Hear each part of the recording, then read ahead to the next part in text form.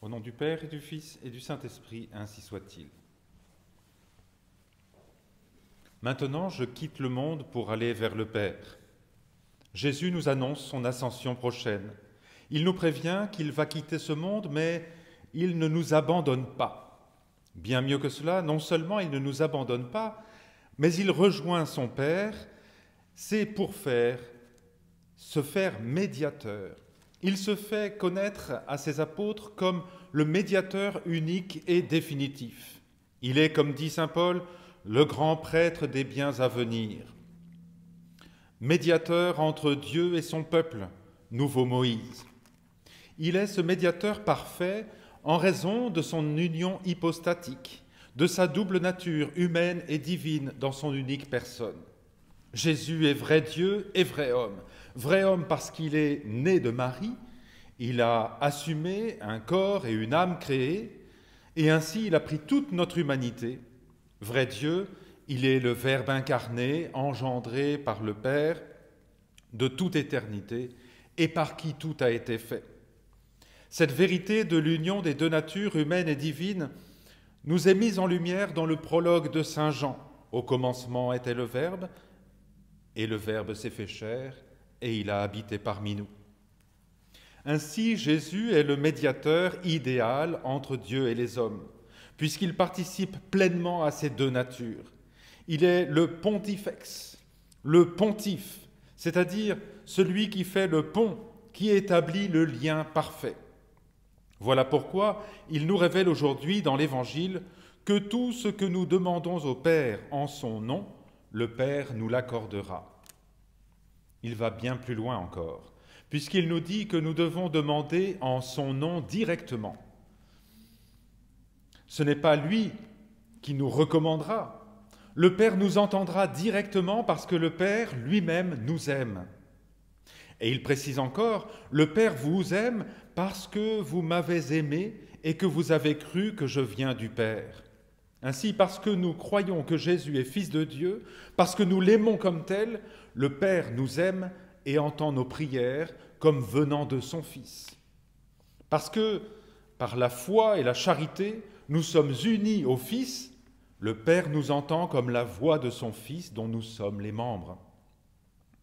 De fait, saint Jean, dans son prologue, dit encore « Tous ceux qui ont cru en son nom, à tout cela, il a donné le pouvoir de devenir enfants de Dieu. » Par la foi, nous sommes unis au Christ dans sa filiation divine, et le Père voit son Fils dans chacun, dans celui qui croit en lui.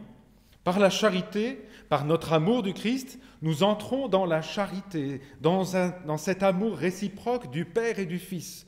Nous communions à cet amour que se portent les personnes divines de la Sainte Trinité. Par la charité, nous sommes en Dieu, Deus caritas est.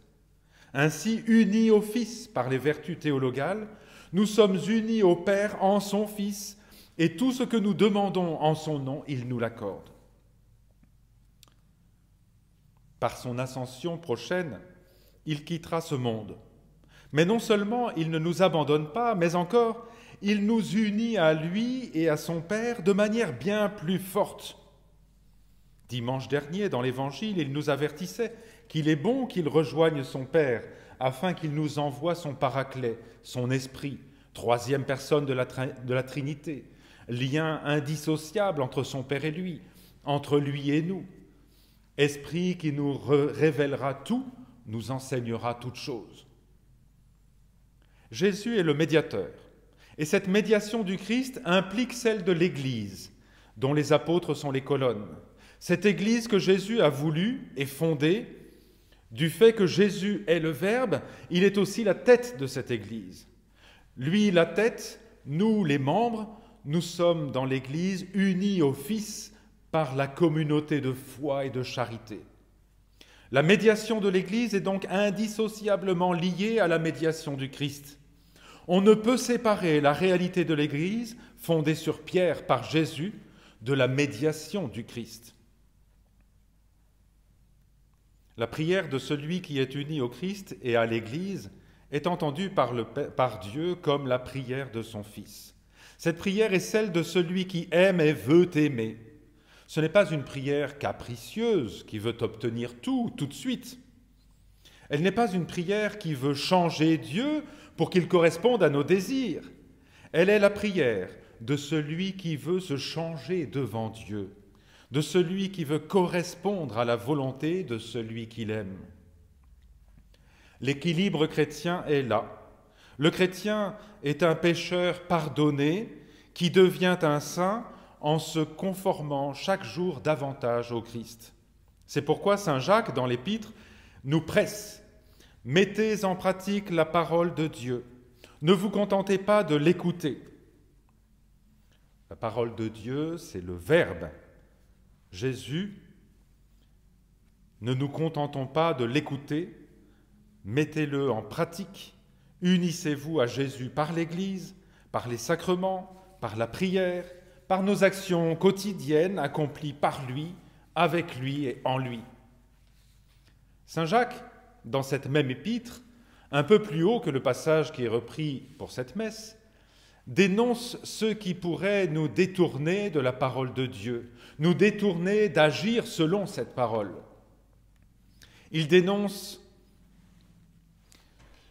les nombreux péchés commis par la langue. Il donne cette image du navire, dont le gouvernail n'est qu'un objet tout petit par rapport au navire tout entier.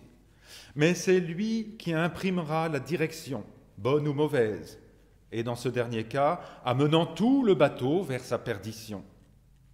De même, dit-il, une flamme paraît bien petite, mais bientôt elle embrase et détruit toute la forêt.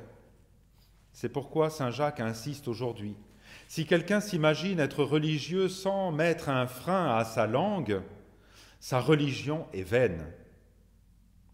Au moment où les relations sociales reprennent leur cours, gardons-nous des paroles trop légères ou de celles qui, par des jugements, détruisent l'honneur des autres et nous détournent de la religion véritable.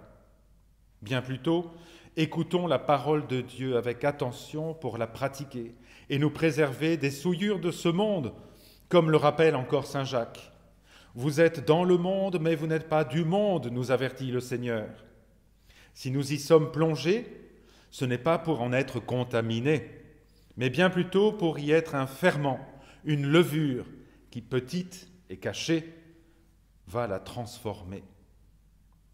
Les âmes en ce monde sont tellement désarçonnées, sidérées, effrayées, qu'elles aspirent à la joie et à la paix, joie qui est l'immense secret du chrétien, disait Chesterton. Et vous, vous êtes témoins de cette joie et de cette paix. Saint Jacques continue et termine ainsi. La piété sincère, authentique aux yeux du Père, la voici. Venir en aide aux orphelins et aux veuves, et se garder pur des souillures de ce monde. Vaste programme, direz-vous, mais unis au Christ et à l'Église, comme nous l'avons vu, nous avons la certitude de ce qu'il nous a promis. Avec moi, vous pouvez tout faire.